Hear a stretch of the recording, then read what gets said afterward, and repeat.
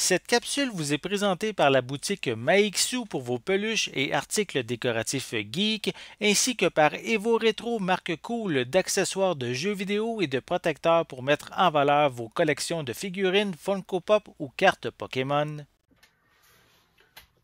Un très beau bonjour Cinecno, j'espère que tu vas bien. Je me présente, mon nom c'est Bruno Vincent pour une critique de film. Aujourd'hui, j'ai le privilège de te parler d'un personnage qui me tient à cœur, que j'aime beaucoup depuis, tant plus d'années.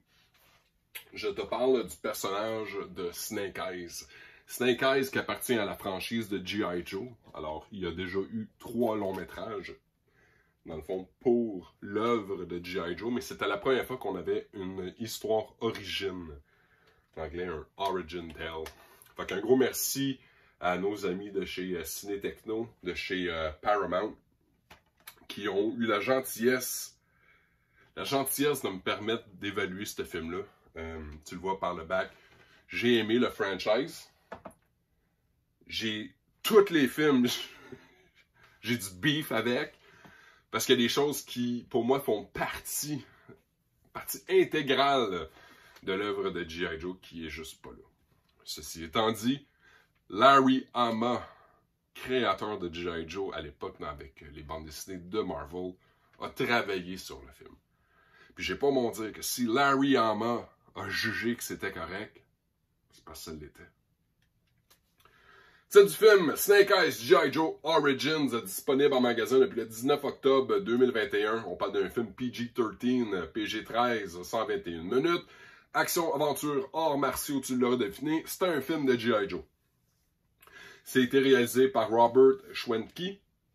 Les acteurs qui ont participé à l'œuvre étaient Henry Golding, Andrew Koji, Haraku Abe, Iko Uwais, Urlus Corbera, Samara Weavin et Peter Marshall, distribué par nos amis de chez Paramount.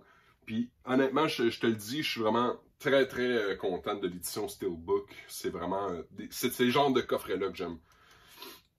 Alors, pour ce qui est du 4K, bien entendu, on a du Ultra HD 4K, Blu-ray 1080p, haute définition. Piste sonore anglais, français, portugais, espagnol et plusieurs autres. Dès que tu mets ton Blu-ray à l'intérieur de ta console ou de ton appareil, ça te le dit. Il y en a plein des langues. Sous-titres anglais, français, espagnol. Snake Eyes, G.I. Joe Origins met en vedette Henry Golding dans le rôle de Snake Eyes, un solitaire tenace qui est accueilli dans un ancien clan japonais appelé les Arashikage. J'ai fait 2 heures, je la pratique, j'ai fini par me plaindre pareil. Après avoir sauvé la vie de leur héritier présomptif. À leur arrivée au Japon, ils enseignent à Snake Eyes les voies du guerrier tout en lui offrant quelque chose dont il avait toujours rêvé, un foyer. Mais lorsque des secrets de son passé seront révélés, l'honneur et l'allégeance de Snake Eyes seront mis à l'épreuve, même si cela signifie perdre la confiance de ses nouveaux proches.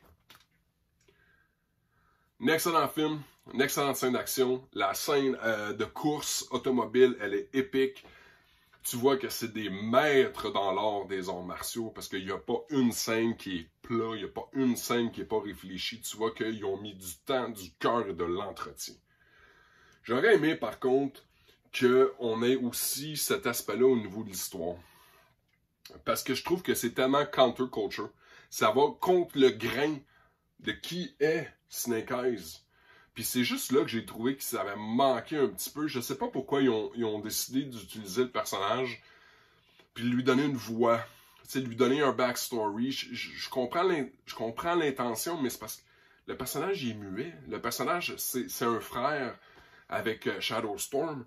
Puis c'est juste à ce moment-là qu'on découvre le lien entre les deux. Fait que c'est peut-être du picossage, c'est peut-être moi qui est trop fidèle à la source matérielle. Fait que peut-être que cette histoire-là a plu, mais je sais que bien des gens qui... Écoute, le film est irréprochable, sauf au niveau du scénario. À quelques endroits, tu te dis, ben, pourquoi aller là? Pourquoi agir de cette façon-là? Pourquoi aller mettre ça dans le script quand ça va tellement contre le grain? À l'intérieur, on découvre aussi Scarlett, Baroness, qui sont les 2 filles iconiques de l'univers des G.I. Joe.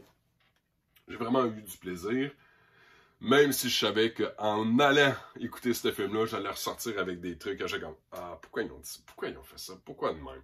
Mais bon, c'est ce que c'est. tout comme le film X-Men 1 ne pouvait pas être une représentation parfaite de qui étaient les X-Men.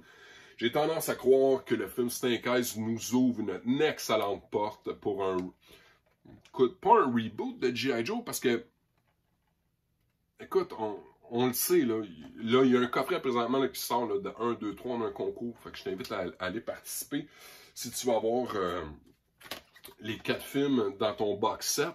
Alors, n'hésite pas pour participer, mais écoute, c'est un franchise qui est bien trop gros, bien trop important. Beaucoup de gens vivent la nostalgie avec G.I. Joe. En fait, juste à regarder là, le succès E-Man, toute la ligne de collection de jouets. Moi, j'ai pas embarqué là, parce qu'il y en avait juste trop, mais c'est à tous les 3-4 mois, là, à tous les quarts, là, il y a des nouvelles figurines. Fait que je vois pas pourquoi on se tiendrait loin de cette licence-là.